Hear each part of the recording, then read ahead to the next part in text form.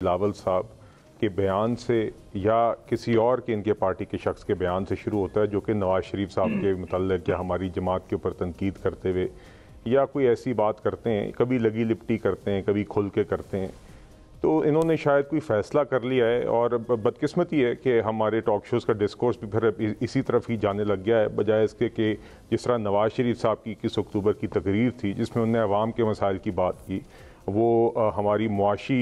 जो एक सफ़र था जिसमें सस्टेनेबल इकनॉमिक ग्रोथ, गुर्बत का ख़ात्मा, बेरोज़गारी का ख़ात्मा, महंगाई की कमी की तरफ 2017 तक मईशत चली गई थी और उस सफ़र को किस तरह हमने आगे लेके चलना है और आवाम के मसाइल के ऊपर किस तरह फोकस करके सबको इकट्ठे होकर इस मामले को आगे पॉलिटिकल मेच्योरिटी के साथ लेके चलना है, जो नवाज शरीफ साहब की तकरीर का महवर भी था और उसके बाद भी जो उनकी कमिटमेंट जो आपने देखा है, उनकी स्टेटमेंट्स आई हैं, बयानात आए हैं, तकारीर आई हैं, चेंबर के साथ क्वेटा में जब थे तो उन सब में भी यही महवर रहा है। मगर बदकिस्मती से हमने देखा है कि पीपल्स पार्टी ने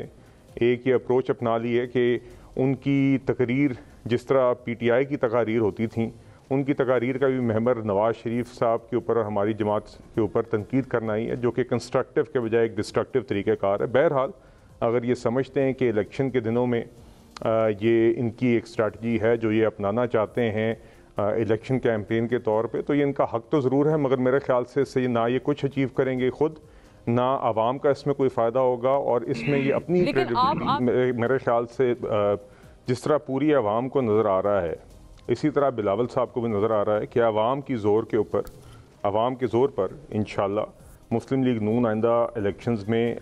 फ्री एंड फेयर इलेक्शंस के तहत हुकूमत बनाती हुई नज़र आ रही है। इंशाल्लाह नवाज शरीफ साहब चौथी दफ़ा वज़ीर आज़म आवाम के ज़ोर पर, वोट के ज़ोर पर बनते हुए नज़र आ रहे हैं और ये चीज़ चुभ रही है, तो ये किसी भी जमात को जो इलेक्शंस में होगी शायद चुभ रही है, इस वजह से वो तनकीद कर रहे हैं। और देखिए दूसरी बात ये है कि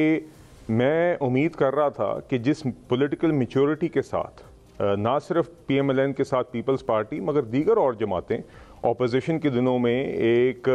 जो मुसल्लत शुदा हुकूमत थी 18 से 22 के दरमियान, उसके खिलाफ जो एक जद्दोजहद चली, फिर उसके बाद जो 16 माह की कोalition